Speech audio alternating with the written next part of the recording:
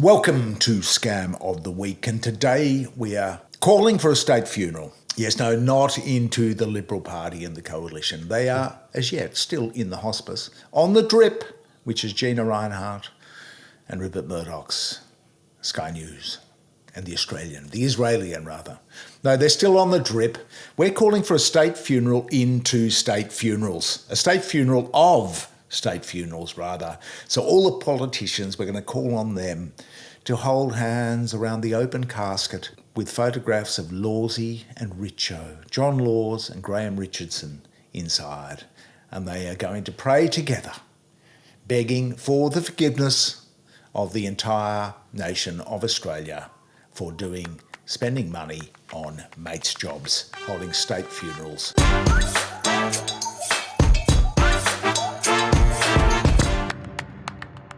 Now, with Lawsy, we can understand. He was good at something, talking. The best of many years as a broadcaster. We can sort of understand Lawsy.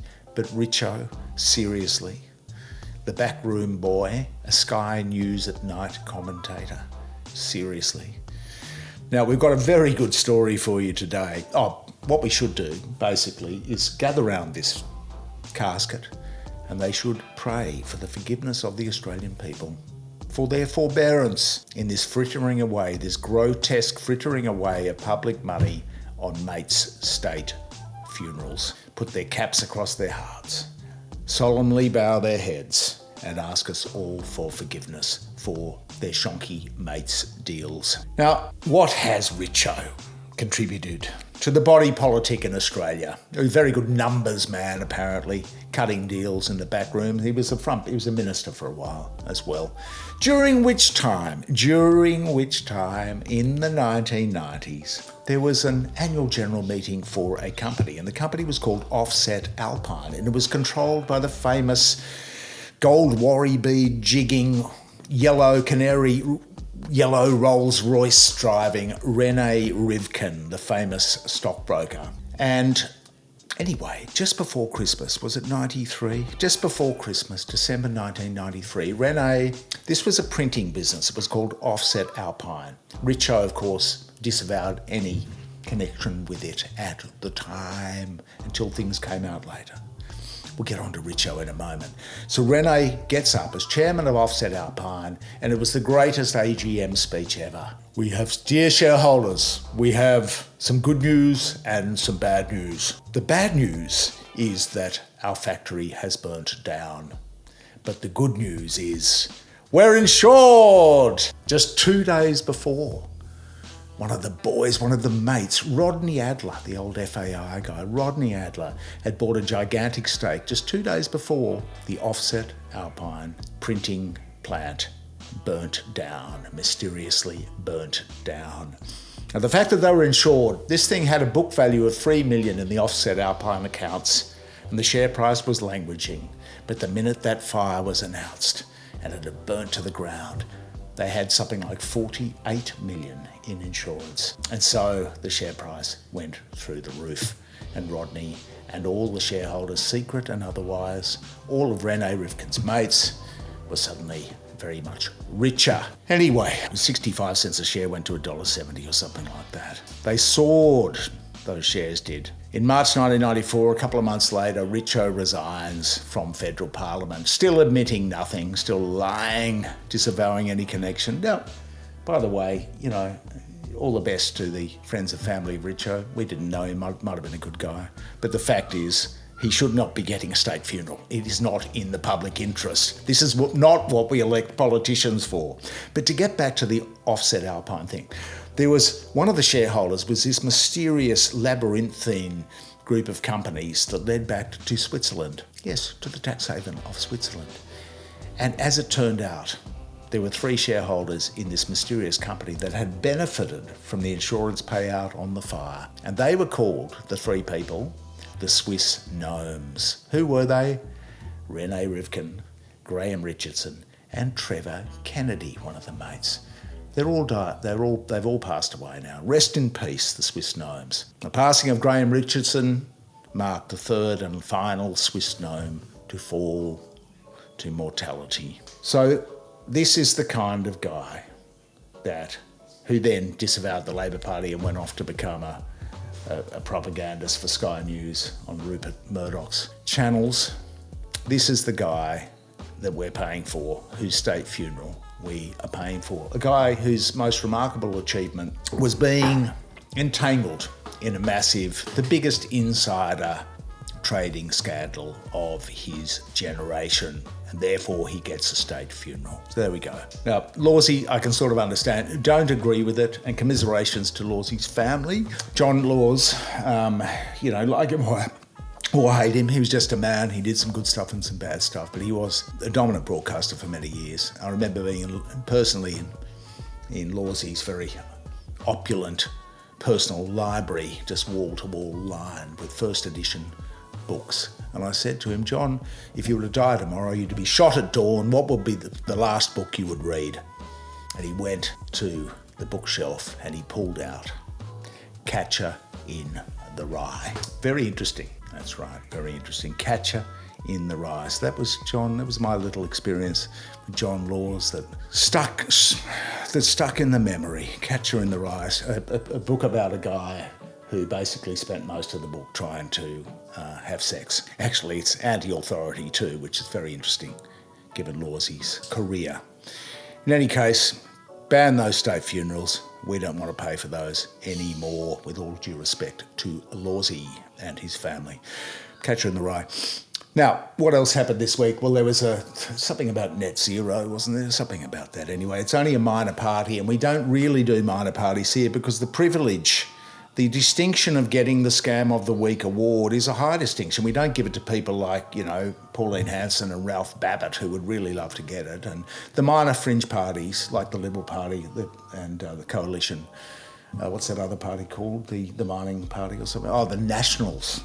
We don't give it to these minor parties. They're really, you've got to give it to people that have some significant, impact on society, not sort of fringe dwellers. What else have we got this week? Oh, Nauru. What's the scam with Nauru? $2 billion Australian money is going to Nauru to park a few poor old refugees over in Nauru. 1 point something million for each is it per year or per month? Anyway, it's a lot of money. And as it turns out, and good on them, the old Nine Entertainment, it's not just entertainment, not all frivolous. They did break the story, Nine Entertainment, about the money going to bikie gangs for security. This is our money.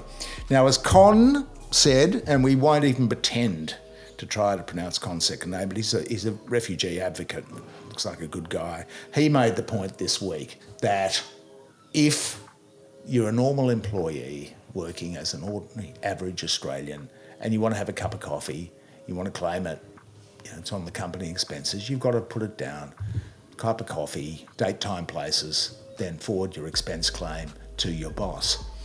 But when it gets to figures like 2 billion of other people's money, that's ours because it's, the politicians are spending, there's no receipts. There's no money trail. And our excellent legal analysts, Ali Batterson, Janet Pelly, have done some good work on this and FOI'd it. There is no money trail. There's no trust deed.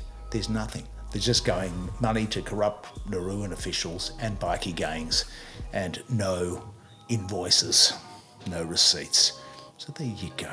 That's going to keep on going. On the ASX, there was a mob called DroneShield, which bit the dust, and the founders were selling out. There's going to have to be, ASIC might even have to man up and have a look at this one. DroneShield. It's always a good sign, isn't it, when the major shareholder starts selling and then suddenly some bad news comes out. Anyway, that's going to be one to watch. Now, the other thing is, there's the net zero thing, yeah. I mean, okay, it's only words. Net zero, it's just a mark, just a brand, it's only words. But why then, if it's only words, were the intrepid leadership team, the leaders at the vanguard of the anti-net zero crusade, why did they photograph themselves, film themselves doing the bold walkies for the cameras, down the corridors of power with big smiles on their face? They'd won. It's only words, but they had triumphed by getting rid of net zero against all credible scientific opinion in the world, against all credible energy market analysts' opinion and research in the world, all credible ones. There were no credible ones. They had decided instead to go with the opinions of a few shock jocks, the Murdoch media, and of course the Institute of Public Affairs, which is this shonky right-wing think tank for cookers, which basically does this research. And they call this research, they've done a poll. This is the only foundation we could find this week for the decision to abandon, to do this majestic backflip and pike on net zero and give the bird to Paris and the rest of the world. They're just doing what their fossil fuel funders want them to do, Auntie Gina. But what was it based on? It was based on a poll by the IPA, by the Institute of Public Affairs, which is a charitable institution. Yes, they have charity status, but we don't know who funds them because they don't disclose that. But we do know from court documents that Gina is one of the millions of Gina's money going to these cooker enterprises. And they did a poll, this IPA, that said the majority of Australians don't want net zero, they want lower energy prices. So you can imagine how the question was framed. What do you want?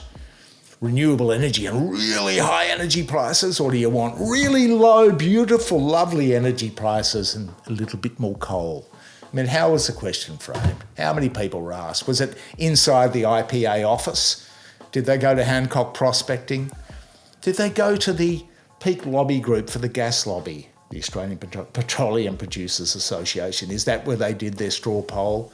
Anyway, the giants of the Liberal Party and the Nats have all backed that impeccable, thorough research, and that is the foundation of their new energy policy. Now, Dan Tehan, who's the energy spokesman, had a very compelling energy policy, which we are all going to embrace now if we intend to vote Liberal. They'll go to nuclear, of course, which there won't be much heard about that because everybody knows that nuclear is ridiculously expensive. But Dan Tehan let the cat out of the bag this week when he said that we, the public, will be, under the coalition energy policy, if we can call it that, publicly subsidising old coal plants. Look, it's illogical though. If you're bringing more coal into the system, which is your policy as far as I can understand, how are you going to reduce emissions? And do you care about the risk of actually breaching our Paris Agreement? So you can have brand new coal, which comes with carbon capture and storage, and that can actually be zero emissions. Now, if that technology is affordable and that technology, there's capital that people want to bring to that, why wouldn't you label zero emissions coal to be able to operate in this country? We have coal. Happened. Well, no, it hasn't happened, and once again, we've been very clear, Patricia. Yeah, and we're going to use CCS, carbon capture and storage, a technology that was discredited 25 years ago because it's scientifically possible but not commercially viable, burying all the emissions. CCS. So CCS fantasy, we're going to be putting some more government money there, subsidising coal instead of RE, and we're just going to give public money to subsidise coal plants. Wow, that's a pretty mind-boggling policy from Danny Tehan, the new energy policy. There was a lot around elsewhere this week, but nothing on the state funerals and the net zero imbroglios. Chrissy Mossad-Minns, the New South Wales Premier, pretended, or said, he might be fair dinkum, that he didn't know there was going to be a Nazi march, a whole lot of neo-Nazis protesting up in front of New South Wales Parliament on the weekend. This has been running all week. So the question is, why didn't he know? Because he seemed to know all about the peace marches, anti-Israel, pro-Palestine. He tried to block 2 of them in court, at least, spending hundreds of thousands of taxpayers, New South Wales taxpayers' money, trying to block peace protesters, while nonchalantly allowing neo-Nazi racists to stand outside his own parliament, our own parliament, and then say, now we're going to have to bring in some laws. Apparently, he's saying that he's going to bring in more laws. And as people have pointed out, Ronnie Salt on Twitter pointed out, they've already got the laws What are they going to bring in amendments to the laws they've already passed? Hate speech. He's already done hate speech. So the word is that Minns is going to ban Nazi phrases. He's going to ban Nazi phrases, not just the Hitler salute and the Nazi, paraphernalia, but he's going to ban Nazi phrases. So we will no longer be able to say things like, does Israel have a right to self-defence? Or do you condemn Hamas? Chrissy Mossad Minns. He must have forgotten the laws he just passed earlier this year. But anyway, they're only for peace protesters. They're not for Nazis. Not on your Nelly. Not on your Nelly. But if you're a peace protester, you will be pepper sprayed, maybe punched in the head by one of his stormtroopers. So that's really about it for this week. It's so mind-numbing. This newly minted minor party, the Liberal Party, what to do? Who are we going to give it to this week? Do we give it to Susan Lee, Gina's Cookers? Frankly, we'll have to give it to Gina because really, she's the single most influential person behind this. She was on the Cookers Roadshow with Sky News was running. She's the one that funds the IPA and its straw polls. And she's the one that Murdoch pundits kowtow to. Her every word is golden. Her every word is diamond-encrusted platinum. Pay him $2 an hour. So we'll give it to Gina this week and her minions in the Liberal Party. And a word for our sponsors. Thank you to Island Optical and Optical Warehouse for sponsoring our journalists directly. They are silver sponsors of the journalists who create the content for Michael West Media and the West Report. Please check out the website. There's some really great stories on there at the moment. Literally national scoops, real exclusives. We don't ban them, we don't brand them with the exclusive tag like they do at the Australian and the Fin Review, but they're bona fide exclusives. The Ructions at the top of the medical body. That's the Royal Australian College of Physicians. Unbelievable story there, and much, much more.